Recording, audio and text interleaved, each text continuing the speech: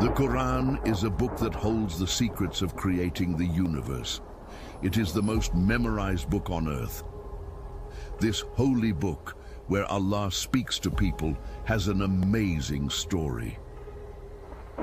But do we know this story of the Quran? How did it begin? What steps did it go through? And how was it made into a book and reached us today? From the first verse to the last, we now take a step together into the 23-year divine journey of the Quran. To learn the mystery behind this journey and the story that came to us. Now listen carefully. Before we start, we kindly ask you for one thing.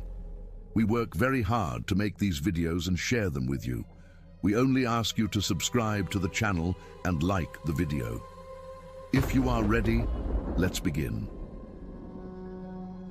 In the year 610 CE, in the month of Ramadan, on a Monday night, the night of Laylat al-Qadr, it was the night when the Quran would be sent down from the hidden tablet, Lawh al-Mahfuz, to the heavens. And from the heavens, the first verses would meet our Prophet, sallallahu alaihi wasallam. The 18,000 worlds and all the angels were waiting for this day. That night, prophethood would be given to our Prophet, alayhi salatu wasalam. That night, Allah Azza wa Jal would speak to his servants. When Muhammad alayhi salatu wasalam was around 35 years old, he started going to the cave of Hira on Mount Nur, about 6 kilometers away from Mecca, a place he learned about from his grandfather Abd al-Muttalib. When he turned 38, he began spending half of the year in this cave. It is said, when Allah loves a servant, he makes the world bitter and ugly to him. Our Prophet had distanced himself from the world of his time, searching for something. Even the word Hira means search. In the 18,000 worlds, all the angels formed a corridor, like a red carpet from the sky to the earth. And every shaitan was stoned and driven away. The worlds were purified. After this corridor was prepared, Jibril Amin brought the revelation. That night, many stars fell from the sky. It was such an extraordinary night that even the mushriks noticed it and felt something unusual was happening. The journey of the Quran began in the silence of Mecca's mountains, in the cave of Hira. In that silent cave, suddenly an extraordinary power was felt. The angel Jibril alayhi salam appeared, filling the whole cave with divine light. Jibril alayhi salam, with a strong and shaking voice, said, "Iqra," read. Our Prophet, sallallahu alaihi wasallam, surprised and frightened, replied, "I do not know how to read." Then Jibril held him tightly, so strongly that he felt the full weight of the command. This scene happened 3 times, and finally the blessed verses came. Read in the name of your Lord who created man from a clot. Read, and your Lord is the most generous, who taught by the pen, taught man what he did not know. Surah Alaq 96, 1-5. Our Prophet, alayhi salatu wasalam, overwhelmed by the revelation, ran out of Hira and started rushing home. On his way home, whichever tree, stone, or animal he passed by, he heard them say, "Assalamu alayka ya Rasulallah." His state of shock and faintness grew stronger. When he looked up to the sky, he saw Jibril Amin in his true form. For the first time, the second would be during the Mi'raj miracle. Terrified, he entered his home and cried out, "Zamiluni, Zamiluni! Cover me, cover me!" Our mother Khadija quickly covered him and tried to calm him. When he felt calmer, he told her what had happened. Khadija reminded him of his honesty, kindness, and hospitality, and said, "Allah will never leave you alone, will never shame you." After some time, Jibril alayhi salam came again and recited the first 5 verses of Surah Mudaththir. Ya ayyuhal mudaththir kum fa andir. O you who are wrapped up, stand up and warn. After this verse came, our mother Khadija took the Prophet alayhi salatu wasalam to her cousin, the greatest scholar of his time, who followed the Hanif religion and knew the Tawrat and Injil, Waraka bin Nawfal. When the Prophet alayhi salatu wasalam started telling what had happened, Waraka's face turned red. Then he straightened up and stood. When the Prophet finished speaking, Waraka said with tears in his eyes, Good news to you, O Muhammad. The one who came to you is the Namus al-Akbar. It is the same Jibril Amin who came to Musa and Isa. Then he added, O Muhammad, if I live to see the days when your people and your tribe oppress you, torture you, and exile you, I will stand by you and support you. The Prophet, surprised by this, asked, My friends, my family, my people, will they oppress me? Will they torture me? Waraka replied, Yes. Every prophet is oppressed and tortured by his own people and tribe. You will also face this. At that moment, the Prophet ﷺ began to accept and prepare himself for everything that would happen to him for the sake of this blessed mission. He now knew that the message given to him would not only affect his own life, but guide the destiny of all humanity. The command, "Read in the name of your Lord who created," announced the beginning of a new era. Like a light rising from the darkness, these verses would enlighten hearts with knowledge and faith, reminding people of the greatness of Allah, the meaning of servanthood, and the wisdom of creation. With that one sentence, the bridge between the heavens and the earth was rebuilt. And by choosing a messenger who could not read or write, Allah showed the whole world that the power of the Quran comes not from man, but from his Lord. That first revelation was the beginning of a call. That night was the first step in a journey that would last 23 years, a journey that would prepare the Prophet ﷺ for the hardest trials and gift humanity with an eternal guide. This was the beginning of the last divine message to humanity. The Quran was not revealed all at once, but part by part over 23 years. And there was deep divine wisdom in this, because each verse and each surah was revealed as a direct answer to the needs, questions, and events of the time. Each new verse made it easier to understand and immediately apply in daily life. For the new Muslim community, this method was a great mercy. The verses taught the believers, improved their character, strengthened their faith, and step by step rebuilt the social order. Prayers, fasting, zakah, and hajj were not made obligatory all at once, but slowly, preparing people's hearts and minds. It was not easy to leave the habits of Jahiliyyah, but with the mercy of our Lord, the verses softened hearts and prepared people.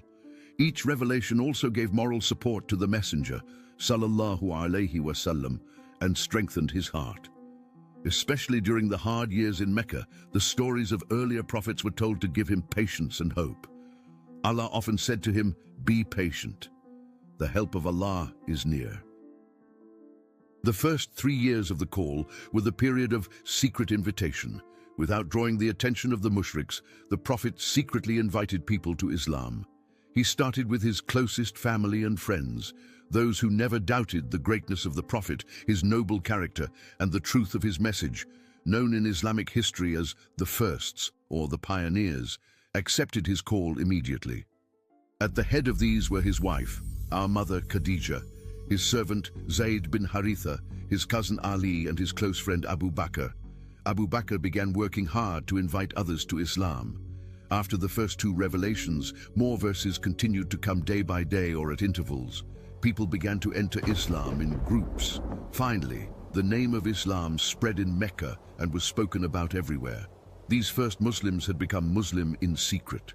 The Prophet would meet with them secretly and guide them. Although the Quran was revealed in parts, the verses showed perfect beauty and harmony between them and the surahs. The revelations from Jibril were written down by scribes and also memorized. They carefully wrote them on boards and parchment. The Holy Quran was accepted as the greatest miracle given to Muhammad. Its rhyme and structure, despite changing themes and content, were unique and could not be imitated. In the early years of Islam, prayer was performed as 2 rakahs in the morning and 2 rakahs in the evening. Even though the call was secret, this news reached the Quraysh. But the Quraysh did not react strongly at first. Instead, they began to pressure those of their own family who chose Islam. The 3-year secret invitation ended when a verse commanded an open call. The Prophet first invited the Banu Hashim. Abu Talib supported him, but Abu Lahab criticized him. The Prophet climbed Safa Hill and warned his people in groups, but the idol worshippers rejected the message of Allah, who has power over everything. The commands given to the Prophet included many new rules that questioned the existing social order. Free and enslaved people should be equal. Women should have more rights, including inheritance. Equality was declared as the highest command, no matter the age, social status, or skin color of a person. This equality even extended to all of Allah's creatures. Even camels should not be overloaded. Women's rights, children's rights, animal rights, slaves' rights. We are talking about the 7th century. These were something extraordinary for the whole world. Of course, people were shocked and could not believe what they heard. At the center of these commands was worshipping the one true Allah and ending idol worship. These rules especially disturbed Mecca's rich merchants because they threatened their business interests. The idols brought them income by attracting pilgrims, and they were not willing to give up slave trade and their traditions. Those who were determined to hold on tightly to their old beliefs stood against Muhammad's growing followers. They started using violence and torturing him and his followers to suppress his mission. Even so, the number of the Prophet's followers kept increasing. Everyone who said, "Ashhadu an la ilaha illa Allah wa ashhadu anna Muhammadan Rasul Allah," joined Islam. This religion, which focused on submitting and surrendering to Allah's will, brought great tension and hostility in Mecca because of daily conflicts and rising pressure. But the believers did not give up. They did not step back from their faith despite torture, threats, or being excluded. Even then, Allah was always with the Prophet and the believers. Through revelation, Allah told the Prophet what to do. In many difficulties the Prophet faced, Allah was with him through wahi, giving hope and strength to the believers and teaching them how to act. The verses were not just for them, but for the whole ummah of Muhammad. They came not only for Muslims, but also for all humanity, and they ruled over all times beyond their own age. This message would begin to turn a divided and often unjust society into a united, moral, and spiritually enlightened ummah. Today, thousands of intellectuals, scholars, artists, and advanced societies cannot fully rehabilitate deviant groups of people. Yet in those days, with very limited means, under pain, torture, and even threats of death, a small group of people, with the help of Allah, managed to morally reform an entire nation and region, even teaching the most ignorant people about cleanliness and every aspect of human life in just 23 years, transforming the whole society completely. This alone was a great miracle, one of the greatest miracles of the Quran and of Allah. The miracle of the Quran's preservation. The preservation of the Quran is one of the most remarkable aspects of its history. It shows both the deep devotion of the first Muslim community and the divine promise of Allah. From the very beginning, the Quran was kept safe both orally and in writing. The Prophet Muhammad ﷺ gave great importance to memorizing the Quran and encouraged his companions to keep the verses in their hearts. This tradition of hifz, memorization, started during his life and continued without interruption through generations. Leading companions like Abu Bakr, Umar, Uthman, and Ali radiallahu anhum were among those who memorized the whole Quran. Besides memorization, the Quran was also written down as it was revealed. The Prophet ﷺ assigned a group of scribes to record the revelations. These scribes wrote the text on the materials available at the time: palm leaves, flat stones, pieces of leather, and bones. Whenever a revelation came, the Prophet ﷺ dictated the verses and also told them where to place each verse in its surah. This careful attention ensured that each verse was recorded correctly and arranged according to divine instruction. The companions also compared their written records with each other and directly with the Prophet ﷺ to confirm their accuracy. This verification process guaranteed that no errors entered the text. Every year in Ramadan, the Prophet ﷺ would recite the entire Quran to Jibril alayhi salam, which strengthened its accuracy and consistency. In the last year of his life, he recited it to Jibril alayhi salam twice.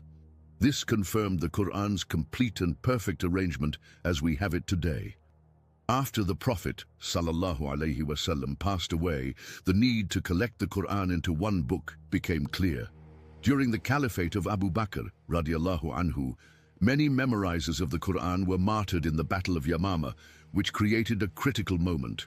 Umar ibn Khattab radiallahu anhu feared that the Quran might be lost, so he suggested to Abu Bakr radiallahu anhu that it should be gathered into a single mushaf, book. At first hesitant, Abu Bakr radiallahu anhu finally understood the importance of this work for future generations and agreed. Abu Bakr radiallahu anhu gave this great task to Zayd ibn Thabit radiallahu anhu, one of the main scribes of the Prophet. Zayd, known for his unique knowledge and care in memorization, took on this duty with great diligence. He collected the written pieces held by different companions and compared them with the memorized versions. Zayd's careful work ensured that every verse was confirmed and verified from multiple sources. The result was a mushaf called a sahifa, which was kept under the protection of Abu Bakr radiallahu anhu. It was later passed to Umar radiallahu anhu, and after Umar's death, it was entrusted to his daughter Hafsa radiallahu anha. Hafsa radiallahu anha was also one of those who had memorized the entire Quran. This first mushaf became the foundation for later standardization efforts. During the caliphate of Uthman ibn Affan radiallahu anhu, Islam spread quickly, and new Muslim communities in different regions spoke different dialects and languages. This caused differences in the recitation of the Quran and confusion among the people. Seeing this potential conflict, Uthman radiallahu anhu took a decisive step to protect the unity of the Muslim Ummah. He ordered that standard mushafs be prepared based on the sahifa kept by Hafsa radiallahu anha. Uthman radiallahu anhu formed a committee under the leadership of Zayd ibn Thabit radiallahu anhu, who had previously compiled the Quran. Zayd, known for his deep knowledge and care, worked with other trusted companions who were experts in Quran recitation and writing. The task of the committee was to prepare a standard mushaf according to the Quraysh dialect, because the Quran had been revealed in that dialect, and it was important to preserve the original language taught by the Prophet sallallahu alaihi wasallam. The committee carefully checked every word and letter.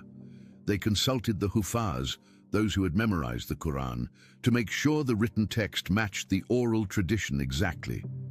When the standardized mushaf was completed, Uthman radiallahu anhu ordered that copies be made and sent to major Islamic centers like Mecca, Medina, Basra, Kufa, and Sham.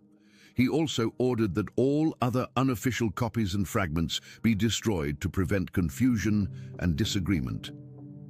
This decisive step by Uthman radiallahu anhu not only preserved the authentic Quran, but also ensured its consistency throughout the growing Muslim world. The Uthmani Mushaf remained the final and definitive version of the Quran, and all later copies were written based on it. To this day, the Quran has been preserved without any change. This is proof of Allah's divine promise, "Inna nahnu nazalna ad-dhikr wa inna lahu la hafizun." Indeed, it is we who sent down the reminder, Quran, and indeed, we will protect it. Surah Al-Hijr 15:9. The preservation of the Quran is unique in human history. While other holy books have been changed, added to, or lost over time, the Quran has remained exactly as it was revealed to the Prophet sallallahu alaihi wasallam. The oral tradition of memorization also played a critical role in its preservation. Throughout history, thousands of Muslims dedicated their lives to memorizing the Quran, passing it on through an unbroken chain of recitation from generation to generation. This extraordinary tradition, combined with the written text, has kept the Quran in its original form for over 1400 years. Even today, millions of people have memorized the Quran and earned the title of Hafiz. There is no other book on earth, past or present, that has been memorized to this extent. This is another miracle of the Quran. Neither the Injil nor the Zabur nor the Taurat have ever been memorized and recited this widely. And today, all the Qurans in the world are exactly the same. Every word and every sentence accepted unanimously by all Muslims. From Indonesia to Turkey, from India and Pakistan to the UK and America, wherever you go, the Quran remains the same and will always remain the same. A miracle. Even books written today can have mistakes, but the fact that a book revealed 1400 years ago is preserved perfectly in this miraculous way shows that it is under the protection of Allah. 10 scientific miracles of the Quran. Let's now look at 10 scientific miracles where the Quran mentioned facts 1,400 years ago that humans had not yet discovered. These examples include knowledge so deep that people at that time, with no advanced tools or science, could not have known them. 1. The beginning of the universe. Big Bang. In Surah Anbiya, verse 30, it says, "Do those who disbelieve not see that the heavens and the earth were joined together, then we separated them?" This verse tells us that the universe was once a single whole and then was split apart. Modern science discovered this truth in the early 20th century with the Big Bang theory, which proved the universe began about 13.8 billion years ago from an extremely hot, dense point and started expanding. For a society with no telescopes or knowledge of cosmology, knowing this 1,400 years ago was impossible. People of that time believed the sky was fixed and unchanging, but the Quran pointed far beyond their scientific understanding. The expansion of the universe. In Surah Dhariyat, verse 47, it says, "We built the heaven with power and we are expanding it." The fact that the universe is expanding was discovered by Edwin Hubble in 1929 when he observed distant galaxies moving away from us. This became one of the foundations of modern cosmology. The Quran's words, "We are expanding it," describe something no one in the 7th century could imagine. At that time, people thought of the sky as a dome full of fixed stars. This fact was only confirmed through powerful telescopes. 3. The end of the universe. Big Crunch. In Surah Anbiya, verse 104, it says, "We will roll up the heaven like the rolling up of a scroll of books." As we began the first creation, we will repeat it. This suggests that one day the expansion of the universe will stop and it will collapse back on itself. In modern cosmology, this is called the Big Crunch hypothesis, the idea that gravity will one day overpower expansion and pull all matter back into one point. Scientists still debate how the universe will end, but this remains a serious theory. The Quran describing the universe as dynamic, with a beginning and an end, is striking. The atmosphere as a protective shield. In Surah Anbiya, verse 32, it says, "We made the sky a protected roof." Today we know the Earth's atmosphere acts as a vital shield for life. The ozone layer blocks harmful ultraviolet rays from the sun. The atmosphere also causes meteors to burn up before reaching the ground. Electromagnetic belts, Van Allen belts, deflect charged particles from the sun. In the 7th century, people thought the sky was just a dome with stars, but now we know the atmosphere is a life-saving shield. The Quran's words about a protected roof are a scientific miracle revealed long before modern physics and space exploration. 5. Iron came from space. In Surah Hadid, verse 25, it says, "We sent down iron, in which is great strength and benefits for people." Iron is not one of the light elements formed during the early universe. Scientists discovered that iron can only form in the cores of massive stars and is spread through space when these stars explode as supernovae. This means the iron on Earth actually came from space, not from Earth itself. In the 7th century, people thought iron was just a common metal dug from the ground. The Quran's phrase, "we sent down," perfectly matches modern scientific facts. 6. Separation of saltwater and freshwater, 2 seas. In Surah Rahman, verses 55:19-20, it says, "He has released the 2 seas, meeting side by side. Between them is a barrier so that they do not mix." Today, oceanography shows us that in some places, 2 bodies of water flow side by side without mixing. For example, at the Strait of Gibraltar, where the Atlantic Ocean meets the Mediterranean Sea.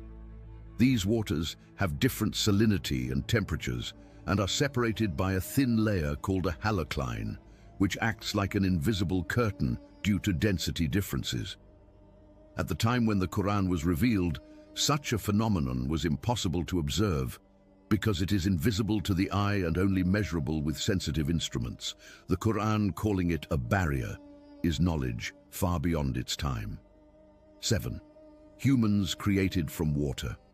In Surah Anbiya, verse 21-30, our Lord says, "We created every living thing from water." Today, biology shows us that every living cell is made mostly of water. On average, the human body is about 60% water, and in some cells, this can be as high as 90%. Transport between cells, nutrition and energy cycles all depend on water. At a time when microscopes didn't exist and the concept of cells was unknown, people only thought of water as something for drinking, irrigation and washing. The Quran, however, pointed out water's fundamental role in life, matching modern cell biology. 8. Stages of embryonic development. The Quran describes the stages of human development in the womb. Then we made him a nutfa, drop, then an alaka, clinging clot, then a mudga, chewed-like lump of flesh. Surah Mu'minun 23:14. Modern embryology confirms that after fertilization, the human embryo first clings to the womb wall, alaka, then forms an unshaped mass resembling a chewed piece of flesh, mudga. These stages, only visible today with advanced microscopes, were described in correct order in the Quran centuries ago. At that time, people only knew that the mother's belly grew bigger. The Quran's detailed and scientifically accurate description is a clear sign of divine revelation. 9. Mountains stabilizing the earth's crust. In Surah Naba 78:6-7 and Surah Nahl 16:15 it says, "We placed firmly set mountains on the earth so that it would not shake with you." Modern geology shows that mountains have deep roots anchoring them into the earth, much like pegs. Mountains formed by tectonic plates help stabilize the earth's crust and absorb some seismic energy. This peg-like structure was only confirmed through seismic studies in the 20th century. Yet the Quran already described mountains as stabilizers in the 7th century. 10. Atmospheric pressure and chest tightness. In Surah An'am 6:1-25, it says, "Whoever Allah wants to guide, He opens his chest to Islam. But whoever He wants to misguide, He makes his chest tight and constricted as if he were climbing up into the sky." Science shows that as altitude increases, atmospheric pressure drops, oxygen levels fall, and breathing becomes harder. At high altitudes, people feel tightness in their chest, dizziness, and shortness of breath. In the 7th century, people only climbed small mountains and had no knowledge of atmospheric physics or pressure differences. Microscopes, telescopes, astrophysics, modern geology, and embryology all developed in the 19th and 20th centuries. But the Quran spoke of these truths over 1,400 years ago. It is not reasonable to believe that someone living 1,400 years ago, who could not read or write, could have discovered such deep knowledge on his own. These 10 miracles are strong evidence supporting the claim that the Quran is not simply a human product, but divine speech, that it mentioned truths unknown to humanity at the time, which science only discovered much later, is one of the strongest signs that it is truly the word of Allah. The eloquence and literary miracle of the Quran. The Quran is truly a miracle in its words and sentence structures. Arabic language experts agree it is neither poetry nor ordinary prose. It has a completely unique style never seen before. Its beauty of language is unmatched, and even the greatest poets of its time were amazed by it. In the time of the Messenger, sallallahu alaihi wasallam, eloquence, poetry, and the art of speech were highly valued. But the Messenger could not read or write. He was ummi. He also had no interest in poetry or literary arts. This made the miracle even clearer. Imagine someone who cannot read or write suddenly begins to speak in a unique, unmatched style, somewhere between poetry and prose. It was obvious that these were not his own words, but were given to him by Allah. The verses of the Quran were so powerful that even the masters of poetry and speech of his time were shocked and humbled. Some poets did not believe at first, but when they heard a verse of the Quran, they would fall into sujud, showing their awe and respect. In the Quran, The word Allah appears 2,806 times. The word Rabbi appears 846 times. The word Rasul appears 167 times. The word Quran appears 69 times. The word Rahim appears 220 times. On some pages, these words are lined up one under another, like a straight line. On some pages, they appear facing each other in a perfect harmony. On others, they appear back-to-back in symmetry. This miracle was discovered in 1932 by Said Nursi and is called the Tawafuk miracle. For example, on page 35, the word Allah appears one under another, lined up as if you could draw a straight string through them, like pearls. On page 181, the same happens. On page 422, there are other kinds of tawafuk. Here there is a verse saying, Ya ayyuhalladhina amanu, and remember Allah much. This page has the highest number of Allah mentions in the Quran. This is something no one can explain as coincidence, nor could a human intentionally arrange it. Why? Because the verses were revealed at different times, under different circumstances, sometimes 20 years apart. The verses also have different lengths, yet despite all these differences, the Allah mentions align perfectly. This is another type of the Tawafuk miracle. For example, on one page, a mention of Allah is here, and on the facing page it's in the same spot. When you close the two pages, the words match exactly on top of each other, like on pages 2 and 3, or pages 50 and 51. On pages 82 and 83, you see 4 Allah mentions on the right and 4 on the left, perfectly aligned on the same lines and spots when the pages are closed. Another type of tawafuk is where the words appear back-to-back on the same page, like on pages 33 and 34. The mentions of Allah are back-to-back, on the same line and spot. On pages 460 and 464, the same thing happens, aligned to the millimeter. The 846 times the word Rab appears also show tawafuk, lined up just like Allah. For example, on page 48, all the Rab mentions are lined up perfectly. There are also tawafuk patterns in other names of Allah, like Rahman and others. For example, on page 309 you can see the word Rahman lined up, or on pages 289 and 290 the word Quran, which appears 69 times in total, matches perfectly when the pages are closed. This literary and numerical harmony, impossible to plan or fake, is another proof of the divine nature of the Quran, a miracle in both its words and its structure. Tawafuk in the names of prophets. There are also tawafuk patterns in the names of prophets. For example, on page 19, the name of Ibrahim appears 3 times, all lined up one under the other. On page 235, the name of Yusuf, alayhi salam, is also arranged vertically. On page 327, the names of Dawood, alayhi salam, and Sulaiman, alayhi salam, align perfectly on top of each other. On page 449, the names of Ishaq, Musa, and Harun are again lined up vertically. There are also mana tawafuk, harmony in meaning. For example, if you compare pages 235 and 236, the name of Yusuf, alayhi salam, on one page aligns directly above the word Jamil on the facing page. The word Jamil means beautiful, and as you know, Yusuf, alayhi salam, is famous among prophets for his beauty. On page 245, the name of Yusuf, alayhi salam, appears twice going upwards, still keeping its perfect order. If you continue drawing the line upwards, you see it aligns exactly with the word Aziz. This is meaningful because Yusuf, alayhi salam, was given the title Aziz in Egypt. You also know the story of the Ashab al-Kahf, known as the 7 sleepers, is told in the Quran. On page 294, when this story is narrated, the verse mentions their loyal dog as Wakalbuhum, and their dog, who slept at the entrance of the cave. However, we know from prophetic traditions and Islamic history that the dog's name was Kitmir. The Quran itself does not use the name Kitmir in this story.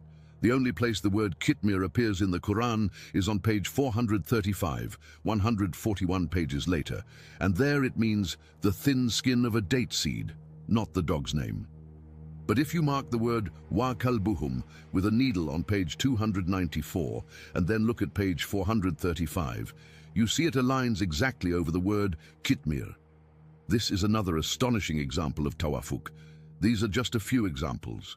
There are hundreds more. You can watch our detailed video, The Eloquence Miracle of the Quran, to learn more. The phonetic power of the Quran. The impact of the Quran is not only in its message, but also in its recitation. When recited properly, the Quran leaves a deep impression on the listener, whether or not they understand Arabic.